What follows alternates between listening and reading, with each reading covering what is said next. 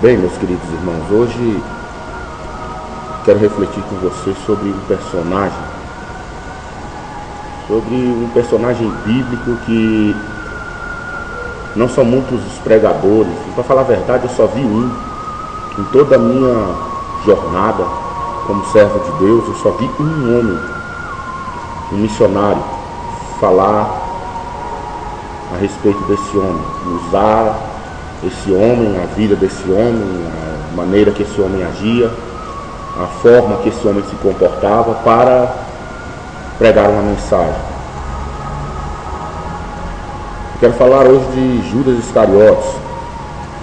É aquele mesmo que traiu Jesus com um beijo na face, que beijou a face de Jesus para mostrar para os fariseus e os soldados romanos de quem se tratava, de quem é que tinha que ser preso. Era um sinal. E então é um assunto muito sério esse que nós vamos tratar hoje, porque era um apóstolo de Cristo. Sabe, nós vemos as pessoas vestirem um boneco de pano com uma roupa qualquer e descerem pauladas nele, amarrado num poste. A malhação do Judas. Mas eu creio firmemente que essa não é a maneira mais adequada. Ou seja, não é a única maneira. Tem algo mais profundo para que nós venhamos falar desse homem. E primeiro eu quero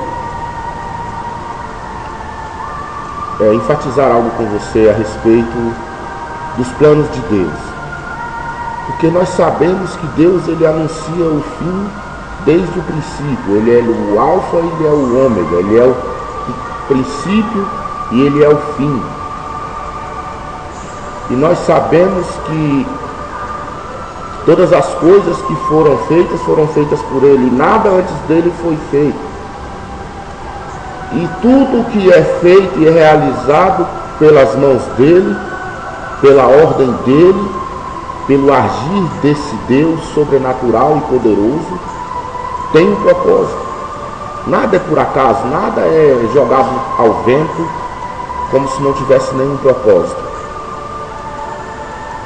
Todas as coisas nós vimos na vida de Adão, na vida de Abraão, de Isaac, de Jacó, de Esaú, de Samuel, de Davi, de Moisés, aquele povo hebreu.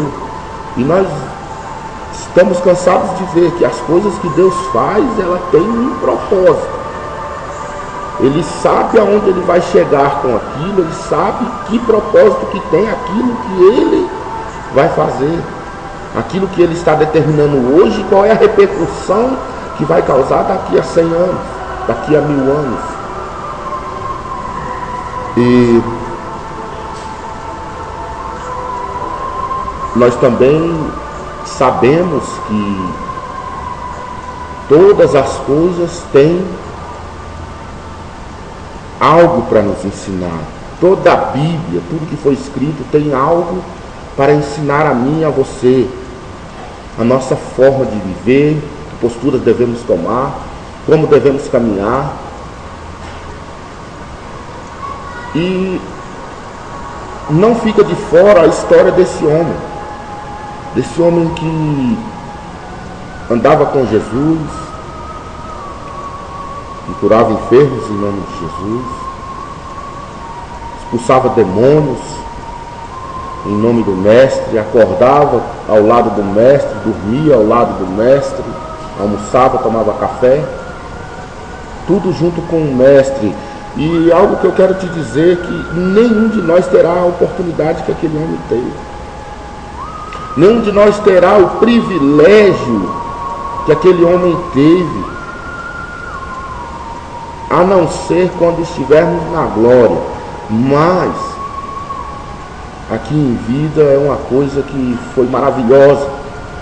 Aquele homem, eu vou te confessar uma coisa, eu queria ter vivido naquela época, se fosse possível.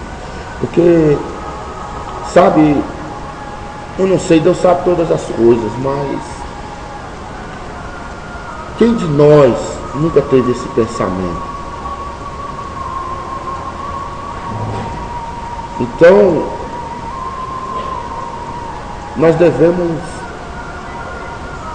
antes de falar desse homem assim, de uma forma mais profunda, nós devemos ter a certeza de uma coisa, que ele também era um servo do Senhor, como eu e você.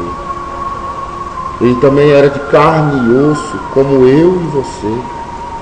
Ele também tinha seus planos, seus projetos.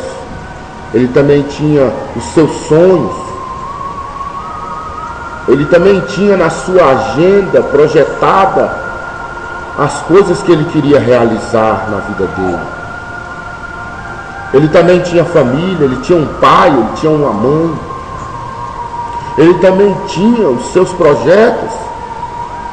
Ele também deixou para trás todas as coisas que ele tinha para seguir a Jesus. E tinha sentimentos, tinha defeitos, tinha qualidades,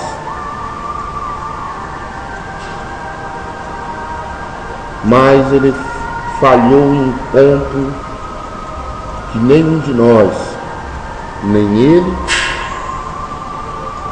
e nenhum de nós jamais pode falhar.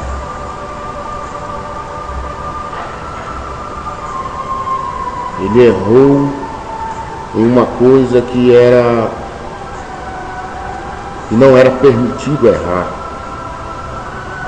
E que não é permitido a nós. Sabe, nós temos algo que... Nós temos uma promessa, e ela fala do reino dos céus. E existem critérios, existem coisas que nós devemos procurar a fazer, existe um caminho estreito para caminhar, para que nós venhamos alcançar essas promessas.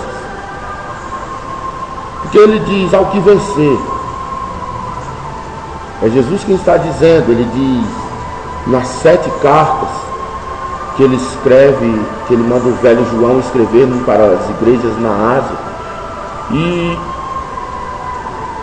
ele diz nessas cartas assim, ao que vencer, eu concederei que se assente comigo do meu trono, como eu venci e me aceitei com meu Pai no seu trono.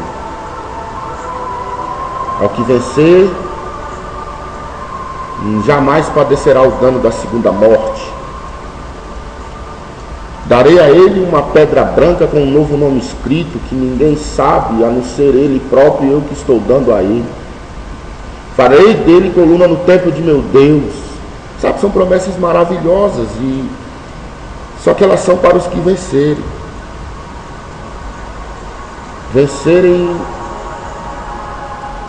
uma luta, uma guerra, uma batalha, que não está entre carne nem sangue, como disse o apóstolo Paulo, mas está nos principados, nas potestades, nos demônios que afrontam a nossa vida, nas palavras que são lançadas, as pragas que são lançadas pela nossa vida, e nós vencemos isso através da oração. E nós vemos que as pessoas, elas têm caminhado de maneira que nós podemos assemelhar ela a esse homem que traiu o mestre.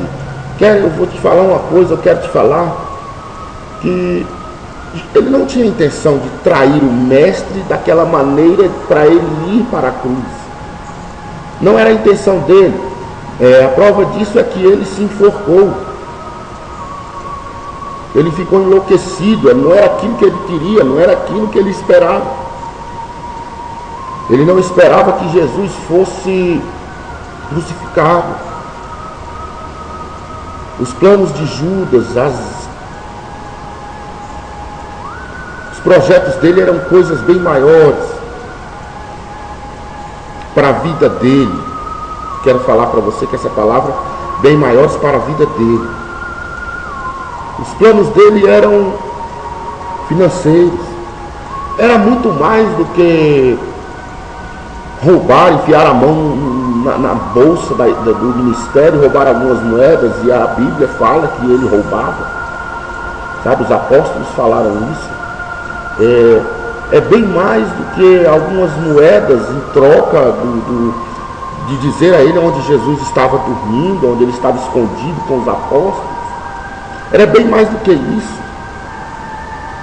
Sabe, ele tinha certeza absoluta no seu coração que se ele entregasse Jesus ao sinédrio, ele chegasse lá e declarasse que era rei dos reis, era o Messias prometido, 12 legiões de anjos iam descer e ele ia se declarar, ia fazer milagres e maravilhas e coisas extraordinárias, e para ele ia sobrar ali pelo menos um cargo de ministro de Estado, ou de deputado federal de Jerusalém, não é?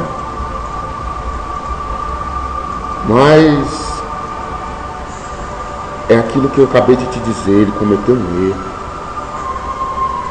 Que muitas pessoas hoje em dia têm cometido esse erro. E é um erro grave. Ele não discerniu a mensagem do Evangelho de Cristo. Ele foi incapaz de perceber qual era a intenção da estadia de Jesus aqui nessa terra. Ou seja, o diabo cegou o entendimento dele, colocou uma venda nos seus olhos para que ele não viesse enxergar a espinha dorsal, o real significado das mensagens de Jesus. E ele foi enganado. E ele foi iludido. E ele trouxe à tona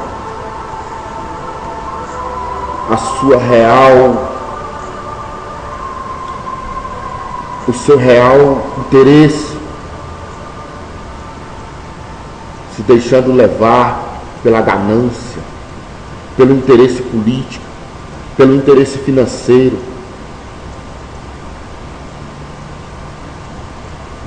E o próprio Jesus, ele disse, seria melhor para esse homem que ele não tivesse nem nascido.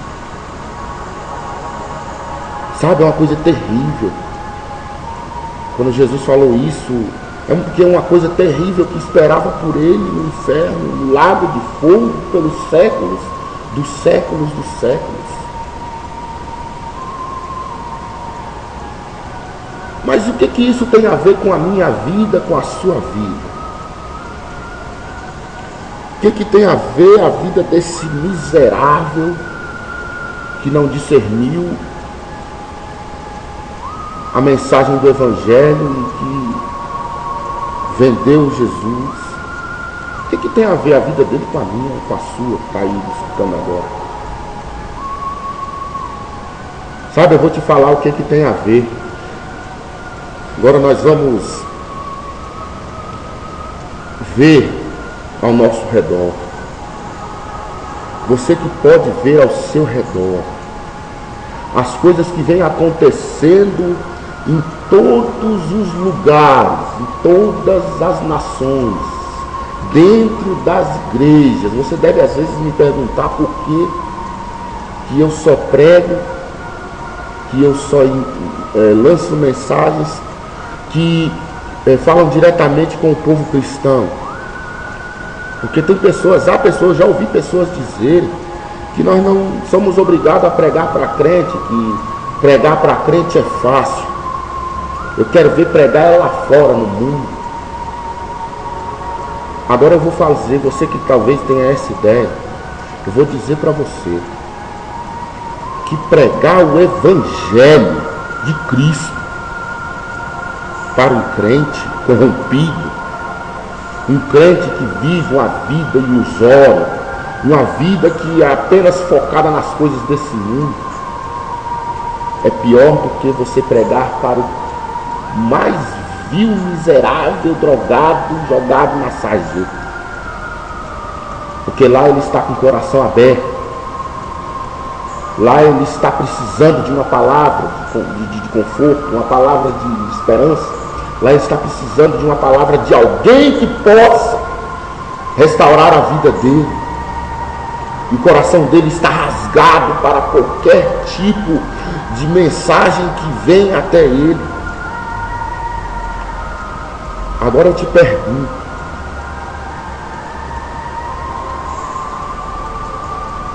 é mais difícil ou não é você pregar um evangelho para as pessoas que não ouvem o evangelho? Elas não ouvem o evangelho, porque o evangelho que a maioria das pessoas ouvem na maioria das igrejas é um evangelho maldito. Não é eu que estou dizendo, é o apóstolo Paulo, ele disse isso, que se vier um anjo ou uma carta com a minha assinatura, dizendo outras palavras, com outro evangelho, com outros ensinamentos a não ser esse que eu estou dizendo, que seja anátema, que seja maldito.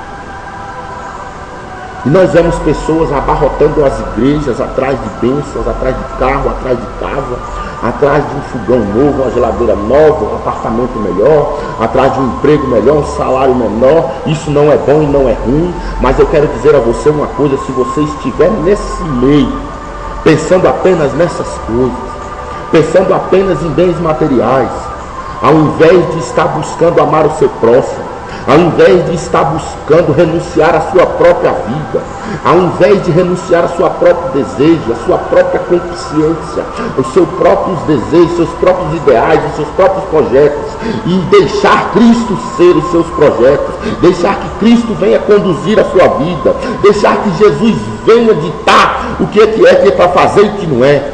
Se você estiver agindo com essas pessoas, se você estiver no meio dessa roda de escarnecedores, de pessoas que abrem a boca para dizer que estão vivendo um evangelho, mas é um evangelho mentiroso, é um evangelho que só fala de grana, é um evangelho cuja cura, cuja toda libertação, toda cura, todo milagre, toda bênção de Deus, toda provisão, qualquer tipo de coisa está associada a um envelope com dinheiro. Que tipo de evangelho é esse que está sendo pregado desses dias? Eu te pergunto, o que está acontecendo? E te pergunto também, o que podemos fazer para não ficar no meio dos mortos? Sabe, as pessoas, elas enchem as igrejas de maneira que Jesus, ele disse a carta à igreja de Laodiceia, ele diz: eis que estou à porta e bato. Ou seja, ele está lá fora. Ele está lá fora querendo entrar com amor. Ele está lá fora querendo entrar com renúncia. Ele está lá fora querendo entrar com amor ao próximo, querendo entrar, sabe, com tantas coisas maravilhosas, coisas que são invisíveis, coisas que são do céu. Ele está lá fora querendo entrar com cura, com libertação da parte dele, cuja libertação não é apenas das coisas, das dores do corpo, mas quer libertar das coisas da alma. Ele quer libertar você de uma depressão. Quantas pessoas estão dentro das igrejas deprimidas? Quantas pessoas estão dentro das igrejas querendo ser uma melhor do que a outra? Porque ela anda no salto alto, ela não fala nem com a outra irmãzinha que anda de chinela havaiana, que tem um carro. Você está entendendo que às vezes vem para a igreja até sozinho, e quando vai embora está chovendo, vê 2, 3 pessoas indo para o mesmo rumo dela, ela não tem coragem de oferecer uma carona. Sabe, porque o pastor, ele não prega isso. Não é pregado mais amor, não é pregado mais renunciar à carne, não é pregado mais pecado. A única coisa que é pregada é que Deus vai abençoar, vamos fazer votos, vamos fazer campanha e vamos fazer uma campanha para ganhar uma nova casa, para conquistar um novo negócio, para se dar bem numa nova negociação. Vamos fazer campanha, e Deus é bom e é maravilhoso e Ele nos ama. Nós vamos para o céu. Eu tenho pena desse povo. Tenho pena desse povo que está sendo enganado. Sabe? O povo sendo enganado por pessoas gananciosas. E eles também se tornam gananciosos. Porque a única coisa que é pregada é isso. E, sabe, se você parasse para pensar nisso, sabe, vai ter muita gente com dom espiritual indo para o inferno. É verdade, muita gente que cura enfermo, que expulsa demônio, que levanta paralítico, que ressuscita mortos, indo para o inferno. Você sabe por quê? Porque o próprio Jesus, ele disse que naquele dia haverá grande surpresa. E uma dessas surpresas é aqueles que vão chegar lá e ele vai falar: apartai-vos de mim, malditos, para o fogo eterno, aqueles que estiverem à minha esquerda, porque eu não vos conheço. Ele: mestre, aqui está a minha carteirinha de membro, de pastor, aqui está a minha carteirinha de missionário, meu diploma de doutor em divindade, está aqui.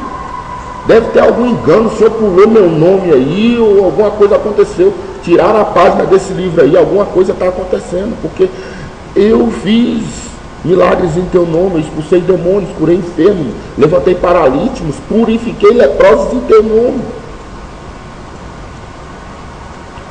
E ele, infelizmente, ele vai dizer: apartai-vos de mim, pois eu não vos conheço. Vocês não foram capazes de discernir a mensagem que foi pregada para vocês. Vocês se deixaram levar pelos prazeres dessa vida, se deixaram levar pelos desejos carnais, se deixaram levar pela ganância, pelo desejo de poder político, pelo desejo de poder financeiro, pelo desejo de ter uma roupa melhor do que a do irmão, de ter um carro do ano mais novo do que o da irmã, de ter uma empresa que rendesse mais lucro, tivesse mais empregados do que a de fulano de tal, de ter mais ministério do que o pastor X, de ter mais igrejas abertas em seu nome, com o nome do seu ministério, do que o apóstolo Y,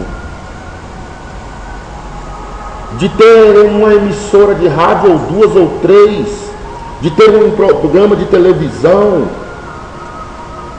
Sabe, eu não sou contra essas coisas. Eu estou orando a Deus, pedindo a Ele para que Ele venha me dar um espaço no programa de rádio, que Ele venha me, inclusive, prover, inclusive me sustentar com isso, porque não é fácil. São em torno de R$600 por mês para você trabalhar aí de segunda a sexta, 1 hora por dia. E a vida ela não é fácil, né? Eu sou um pai de família também como você. Mas Deus ele vai prover, deixa as coisas acontecerem. Eu não vou me preocupar com o que vem amanhã, já basta o dia de hoje. Já basta cada dia o seu mal. Já basta a preocupação de hoje, como Jesus ensinou.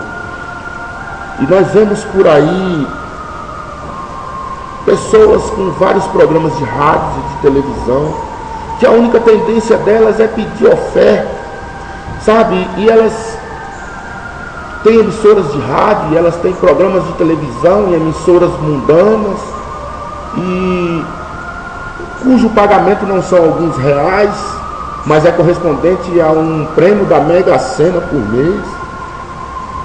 São milhões, e pela necessidade de reunir esses milhões, elas chegam ao ponto de deturpar e mutilar a palavra de Deus para reunir esses milhões, fazendo promessas falsas, usando versículos bíblicos, tirado de um contexto geral.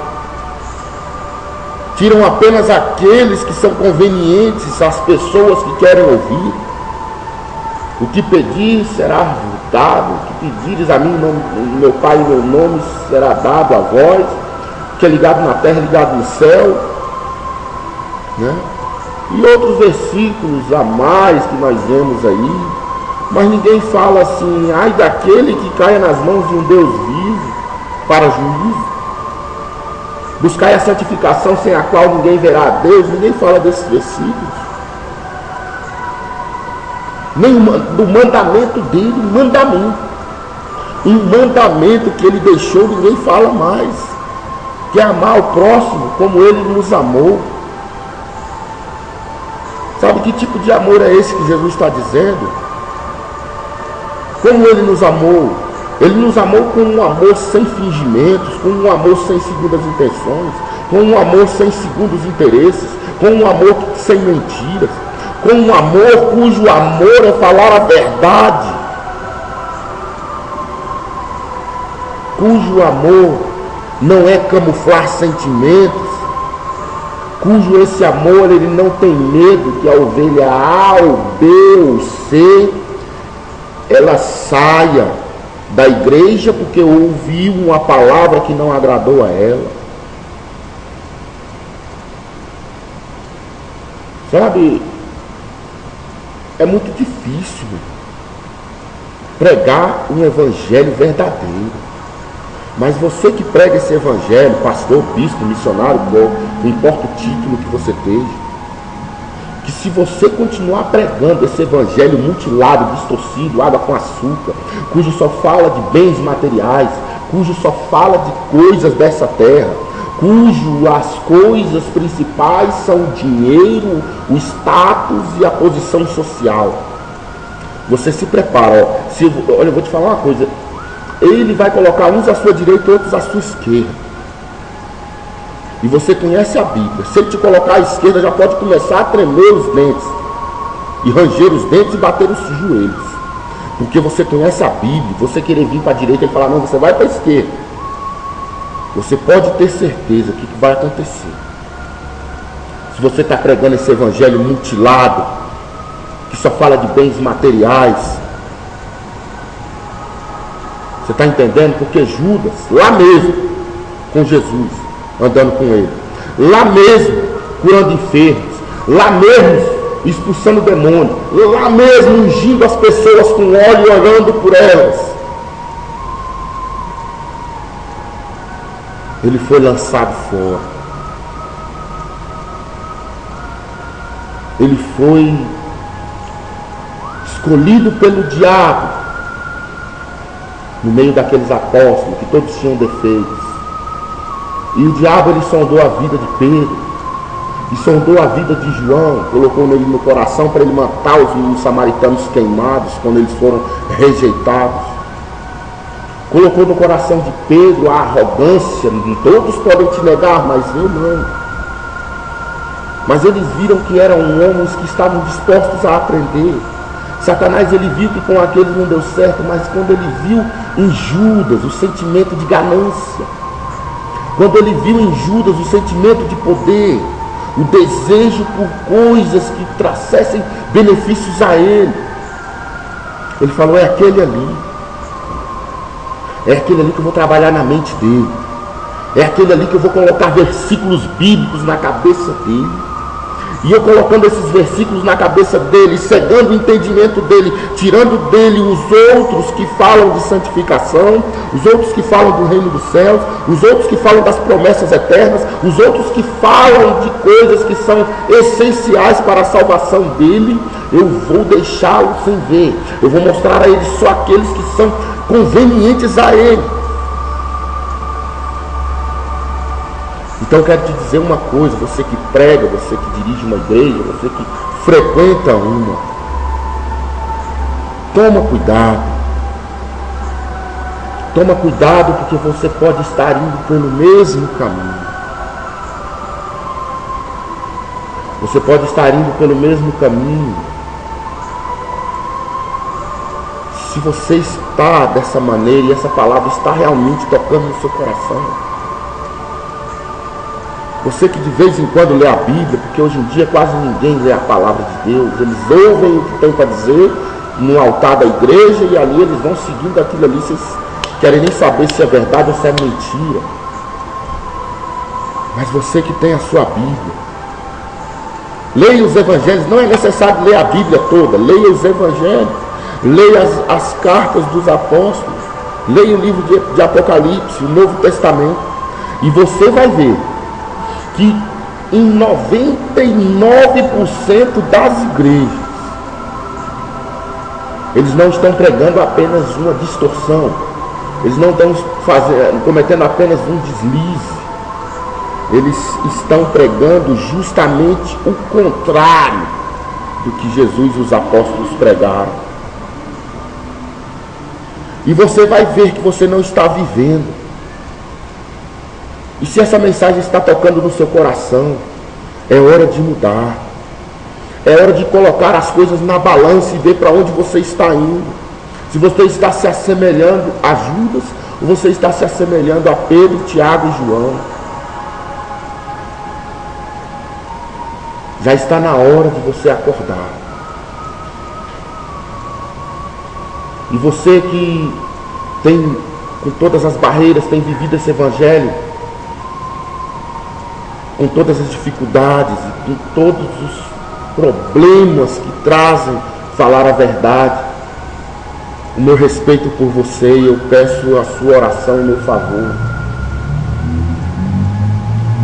E que você venha anunciar esse evangelho, porque somos poucos que fazemos isso. Sabe, compartilhe esse vídeo, convide pessoas para curtir a nossa página, porque não é meu prazer ver o número de visualizações ou de curtidas que tem.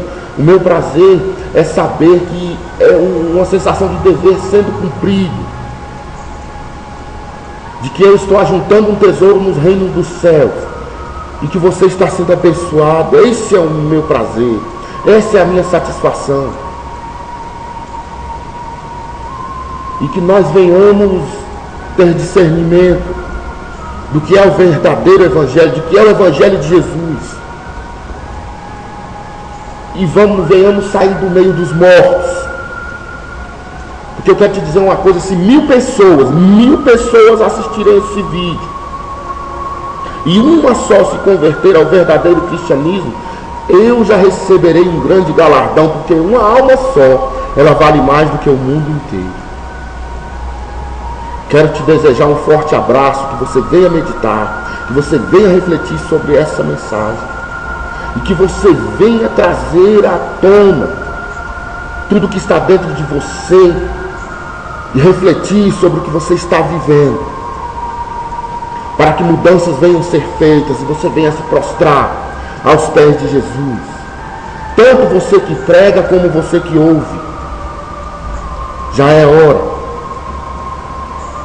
Porque as portas estão aí. Jesus, ele está batendo na porta. E ele está chegando. Todo dia morre gente. Amanhã pode ser eu ou você. Não adianta nós negarmos esse fato. Ou com que cara nós vamos chegar e olhar nos olhos dele, se estivermos vivendo uma mentira, sem amar o nosso próximo, sem olhar para as coisas do céu, sem fazer uma verdadeira obra que ele mandou aqui na terra. Vamos deixar de fazer do nosso próximo o nosso próprio umbigo. Vamos deixar de olhar para si mesmo e olhar para Cristo, porque ele olha para nós. Que Deus abençoe você, que você venha ser abençoado com essa palavra. Fica na paz.